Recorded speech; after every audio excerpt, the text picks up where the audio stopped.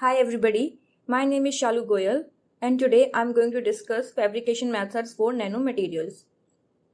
As we all know that nanomaterials are at the leading edge of the emerging field of nanotechnology, and in previous sessions we got to know many crucial applications of nanotechnology, so it becomes important to know fabrication methods for preparing nanomaterials to get desired results.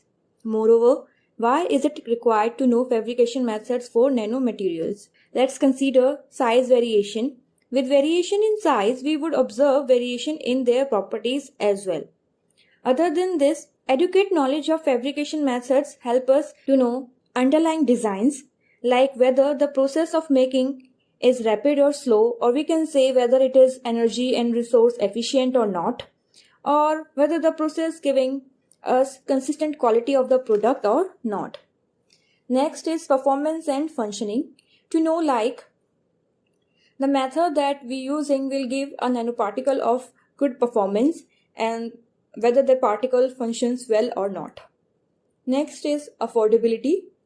As there's a old saying, limit your expenses according to your earnings. So yes, a method that we're gonna choose should be affordable. And after this is sustainable resources during our product's manufacturing cycle. Like we are using green steps or eco-friendly solvents, and whether the workers getting the friendly environment or not. Now, basically nanomaterials are synthesized by two approaches. One is top-down approach and second is bottom-up approach.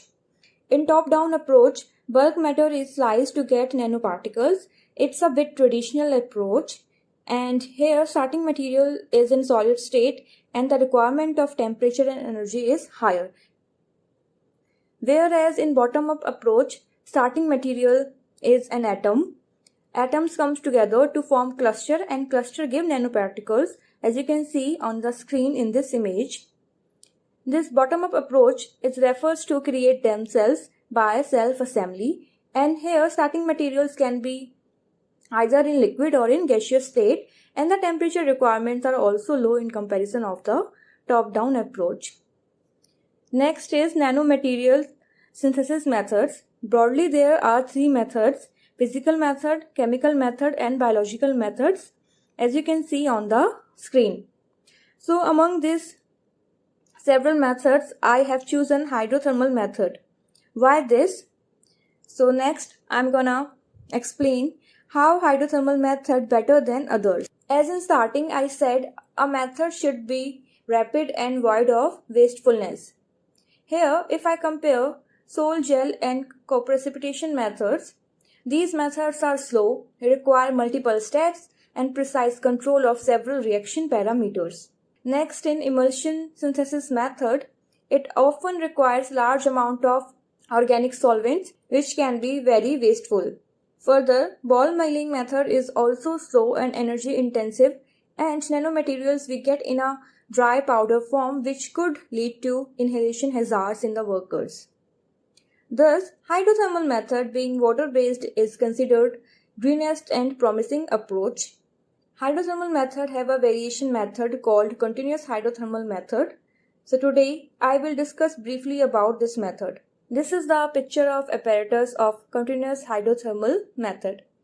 This method first time introduced by Japanese and US researcher.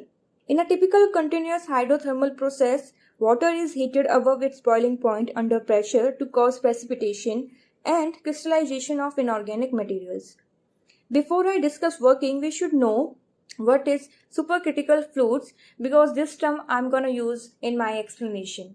Supercritical fluids are those fluids which exist above substance's critical temperature and pressure, and neither it is liquid nor in gaseous state, but display properties of both the states. Before I discuss working of continuous hydrothermal reactor, you should see this video. It's just a 2-minute video. In this video, you will get to know about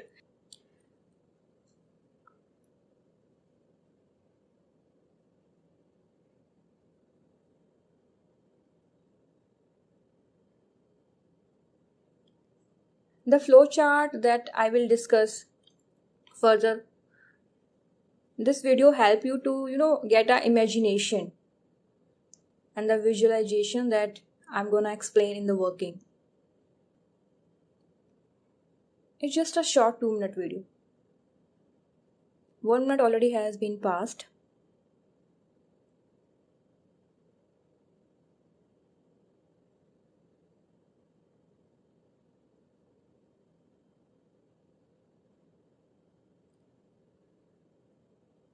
Wow, isn't it beautiful? So this is how nanoparticles have started forming.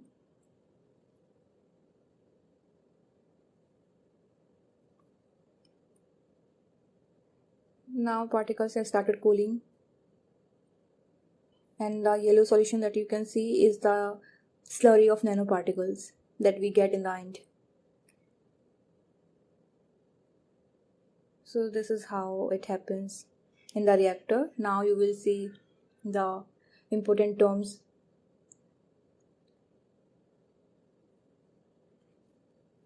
Few seconds to go, then I will start explaining the working.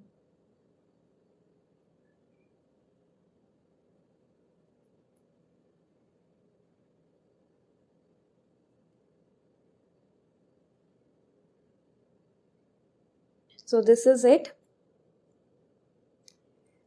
Now I will explain working. So you have already seen. So aqueous metal salt solution is mixed in flow with pH modifiers or other reagent, and flow of superheated water is then brought to meet an ambient temperature flow of metal salt solution. After this, supercritical water and metal feeds are mixed in an engineered mixer, resulting in hydrolysis and dehydration or other reactions to form a metal oxide, or it can be hydroxide or etc.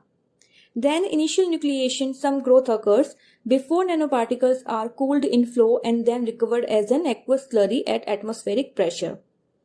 So this is the working of hydrothermal reactor. Now I will discuss some applications. So I'm starting with the metal organic framework application, as you can see on the screen. So this is just an example of metal organic framework, and these are the SEM and TEM images. So metal organic frameworks consist of an inorganic and inorganic linker, which are bonded to create a 3D lattice that usually has very large pore volumes and low densities. So what's so different about metal organic framework by a continuous hydrothermal method? Metal organic framework can be prepared at a faster rate with a precise control by this method. Next is bioceramics. Bioceramics consist of ceramic materials specially developed for use in medical and dental implants, usually replace hard tissue in body like bone and teeth. Commonly are calcium phosphate, known as hydroxyapatite. So the image you are seeing on the screen is nothing but just an example of nanohydroxyapatite crystal.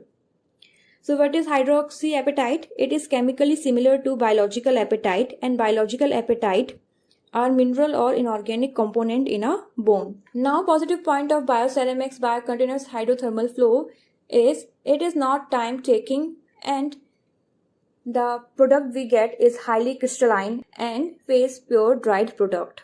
Conclusion: nanoparticles made in an aqueous environment are definitely favorable for both industry, such as limiting worker exposure to potentially harmful particles, and potentially applications such as formation of printable ceramic inks, where particle agglomeration is to be avoided.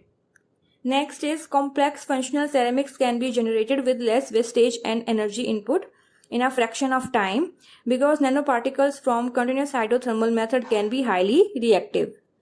And the last is computational research and methods, which play a key role in development of this method. Example, characterization, integration of data, which help researchers to develop further approach. So we can say continuous hydrothermal method for producing nanomaterials has a bright future, as long as we can exploit the benefits and understand and alleviate any adverse effects on the environment. Thank you.